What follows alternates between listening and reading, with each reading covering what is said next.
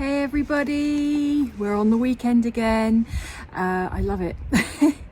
I thought I'd share something with you today about betrayal trauma and emotional betrayal. So we've all been betrayed in some way or another by someone or something or a situation, or been let down, and we can even betray ourselves. We can betray our souls by tolerating things that are no good for us, or people pleasing, or not living a life that is right for us for whatever reason we decide. But this is more on a human level today. So betrayal trauma has a long-lasting impact. It can be anything. So the most common betrayal that I think most people, their minds go to, is infidelity and that type of betrayal trauma. And that can have, whether it's that type of betrayal or anything else, it can be family members, it can be friends, it can be anything that betrayal can occur, has long-lasting impacts. And really part of the impact of betrayal is it affects our sense of safety, it affects our sense of self, our self-esteem. It makes us look at a lot of things very differently and start to question and doubt. So clearing up betrayal can take a long time, and we can choose to clear up betrayal trauma with the person involved, or we can go our own direction.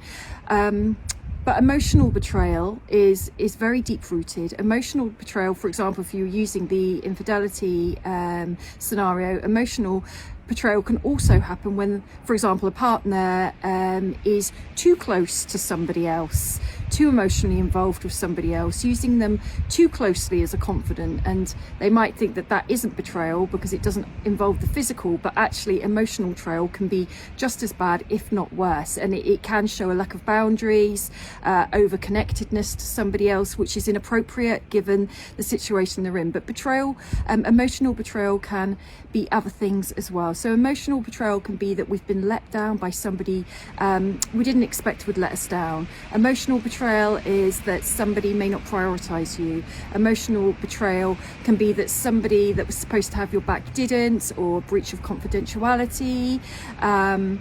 And that can be shattering on a very deep level. So if you've had that happen to you in any way, remember it takes a long time to heal from this, because it impacts our sensitivity, our sense of safety, our sense of well-being, our identity. Everything that we thought was may not be as it seemed, and that can have long-lasting impacts. It can have impacts into next relationships, into next jobs, into friendships. It can mean that we don't let people close to us, which means that we alienate ourselves and feel isolated and lonely. So it's not necessarily about learning to trust a person again. It's about finding your own ability to trust, full stop, because that's the biggest price to pay for something that may have happened to us, is our ability to trust is no more.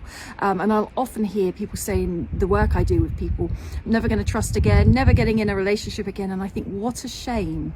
The best part of the work here is to learn to be able to do both, so that something that may have happened in the past that has been deeply wounding doesn't continue to affect your future, where you can take the lessons and learn to have all those situations and friendships and connections and things again. It's also okay as well, if betrayal feels too deep, to look at the mountain that might have to be climbed in order to restore faith and trust with a person, a situationship, whatever it is. Because if it's too big, you don't necessarily have to do that work with that person. You can leave and go, and then work on rebuilding your own confidence and worth. And sometimes we can rebuild it with a person, and sometimes it can make that connection even stronger than it was before, because it actually highlights that maybe there were problems in the connection that were not obvious or being talked about or communicated, and this was a symptom and a result of problems in the connection. But it's all about what am I willing to do, what am I not willing to do, and how am I willing to maintain myself and my self-care, my self-love and self-respect through betrayal trauma, emotional betrayal, moral injury, where a virtue, a deep belief, value has been crossed deeply and it really hurts. But allow yourself to have that time to heal. Have a great weekend, everybody.